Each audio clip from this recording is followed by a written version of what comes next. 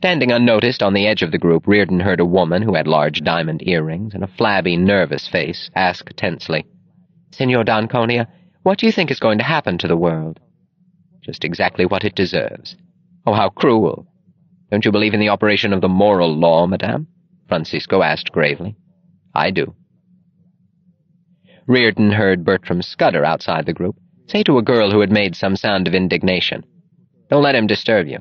You know, money is the root of all evil, and he's the typical product of money." Reardon did not think that Francisco could have heard it, but he saw Francisco turning to them with a gravely courteous smile. "So you think that money is the root of all evil?" said Francisco d'Anconia. "Have you ever asked, what is the root of money? Money is a tool of exchange, which can't exist unless there are goods produced and men able to produce them. Money is the material shape of the principle that men who wish to deal with one another must deal by trade and give value for value.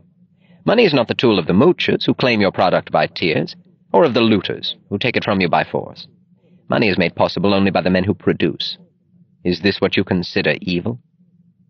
When you accept money in payment for your effort, you do so only on the conviction that you will exchange it for the product of the effort of others. It is not the moochers or the looters who give value to money. Not an ocean of tears, nor all the guns in the world can transform those pieces of paper in your wallet into the bread you will need to survive tomorrow. Those pieces of paper, which should have been gold, are a token of honor, your claim upon the energy of the men who produce. Your wallet is your statement of hope that somewhere in the world around you there are men who will not default on that moral principle which is the root of money. Is this what you consider evil? Have you ever looked for the root of production? Take a look at an electric generator and dare tell yourself that it was created by the muscular effort of unthinking brutes. Try to grow a seed of wheat without the knowledge left to you by men who had to discover it for the first time. Try to obtain your food by means of nothing but physical motions, and you'll learn that man's mind is the root of all the goods produced and of all the wealth that has ever existed on earth. But you say that money is made by the strong at the expense of the weak. What strength do you mean? It is not the strength of guns or muscles. Wealth is the product of man's capacity to think. Then is money made by the man who invents a motor at the expense of those who did not invent it? Is money made by the intelligent at the expense of the fools? By the able at the expense of the incompetent? By the ambitious at the expense of the lazy? Money is made before it can be looted or mooched. Made by the effort of every honest man, each to the extent of his ability. An honest man is one who knows that he can't consume more than he has produced. To trade by means of money is the code of the men of goodwill. Money rests on the axiom that every man is the owner of his mind and his effort. Money allows no power to prescribe the value of your effort, except the voluntary choice of the man who is willing to trade you his effort in return. Money permits you to obtain for your goods and your labor that which they are worth to the men who buy them, but no more. Money permits no deals, except those to mutual benefit by the unforced judgment of the traders. Money demands of you the recognition that men must work for their own benefit, not for their own injury, for their gain, not their loss.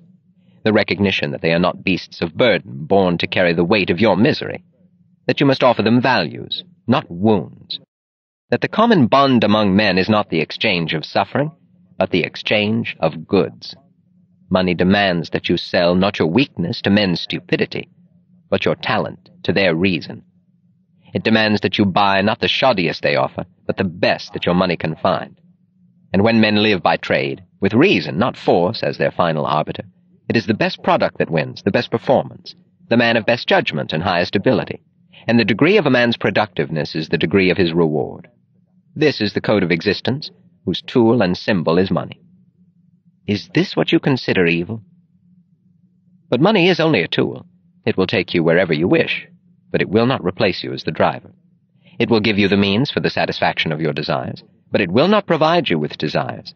Money is the scourge of the men who attempt to reverse the law of causality, the men who seek to replace the mind by seizing the products of the mind. Money will not purchase happiness for the man who has no concept of what he wants. Money will not give him a code of values if he's evaded the knowledge of what to value, and it will not provide him with a purpose if he's evaded the choice of what to seek.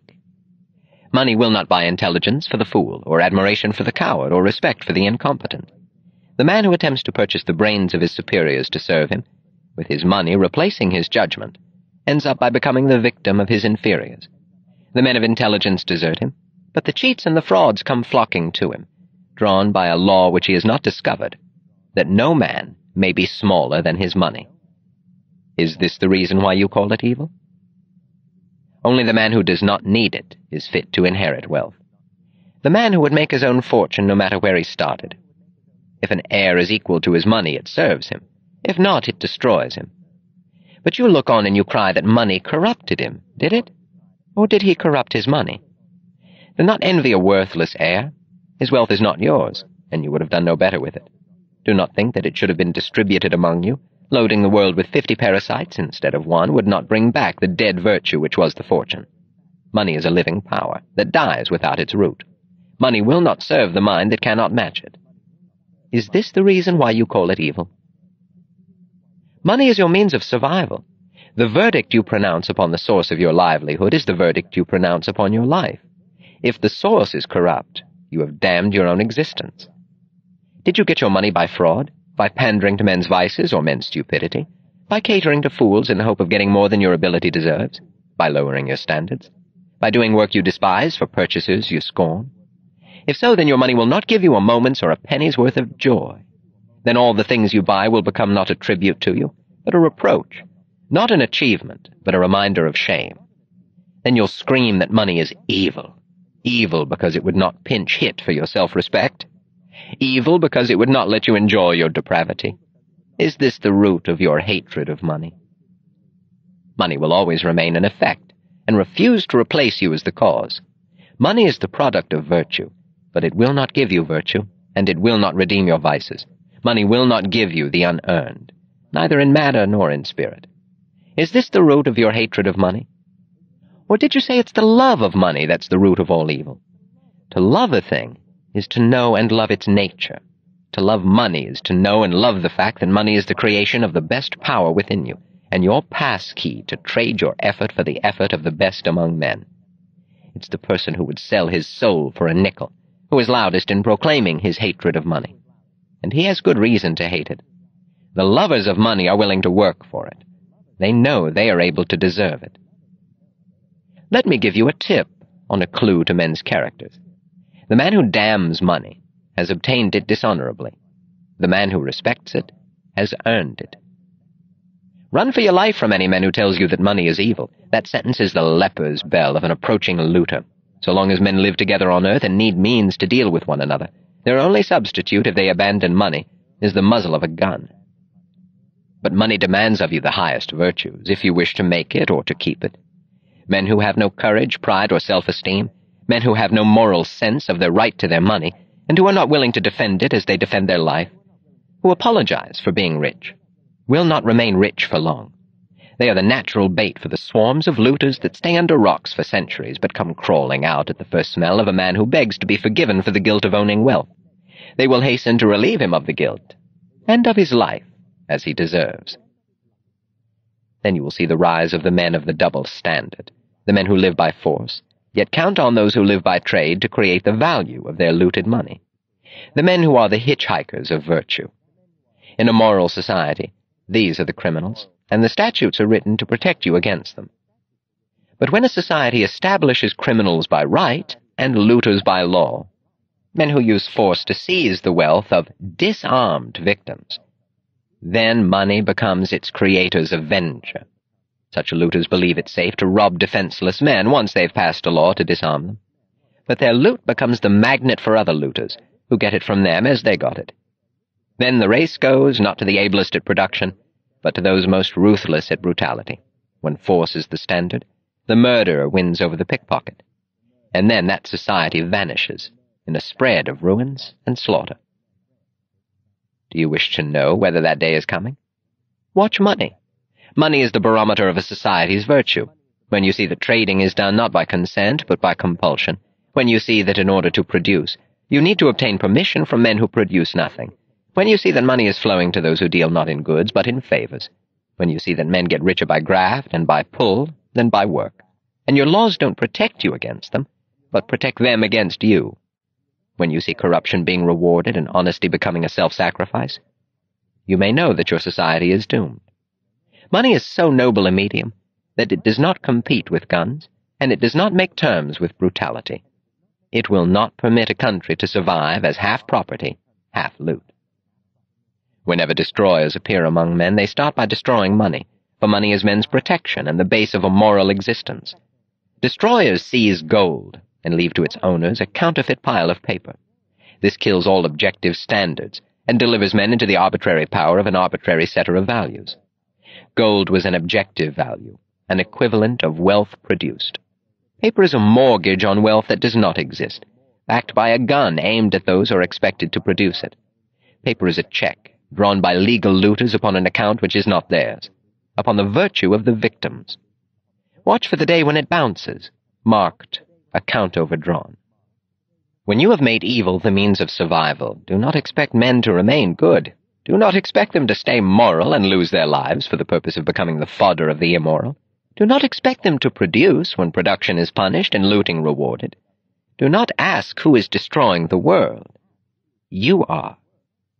You stand in the midst of the greatest achievements of the greatest productive civilization, and you wonder why it's crumbling around you, while you're damning its lifeblood, money. You look upon money as the savages did before you, and you wonder why the jungle is creeping back to the edge of your cities. Throughout men's history, money was always seized by looters of one brand or another, whose names changed, but whose method remained the same, to seize wealth by force, and to keep the producers bound, demeaned, defamed, deprived of honor. That phrase about the evil of money, which you mouthed with such righteous recklessness, comes from a time when wealth was produced by the labor of slaves who repeated the motions once discovered by somebody's mind and left unimproved for centuries. So long as production was ruled by force and wealth was obtained by conquest, there was little to conquer. Yet through all the centuries of stagnation and starvation, men exalted the looters as aristocrats of the sword, as aristocrats of birth, as aristocrats of the bureau, and despised the producers, as slaves, as traders, as shopkeepers, as industrialists. To the glory of mankind there was, for the first and only time in history, a country of money, and I have no higher, more reverent tribute to pay to America, for this means: a country of reason, justice, freedom, production, achievement. For the first time, man's mind and money were set free, and there were no fortunes by conquest, but only fortunes by work, and instead of swordsmen and slaves, there appeared the real maker of wealth, the greatest worker, the highest type of human being, the self-made man, the American industrialist. If you ask me to name the proudest distinction of Americans, I would choose, because it contains all the others, the fact that they were the people who created the phrase, to make money. No other language or nation had ever used these words before. Men had always thought of wealth as a static quantity, to be seized, begged, inherited, shared, looted, or obtained as a favor. Americans were the first to understand that wealth has to be created. The words "to make money" hold the essence of human morality. Yet these were the words for which Americans were denounced by the rotted cultures of the looters' continents. Now the looters' credo has brought you to regard your proudest achievements as a hallmark of shame, your prosperity as guilt, your greatest men, the industrialists, as blackguards, and your magnificent factories as the product and property of muscular labor, the labor of whip-driven slaves, like the pyramids of Egypt. The rotter who simpers that he sees no difference between the power of the dollar and the power of the whip ought to learn the difference on his own hide, as I think he will. Until and unless you discover that money is the root of all good, you ask for your own destruction. When money ceases to be the tool by which men deal with one another, then men become the tools of men. Blood, whips, and guns, or dollars. Take your choice, there is no other, and your time is running out.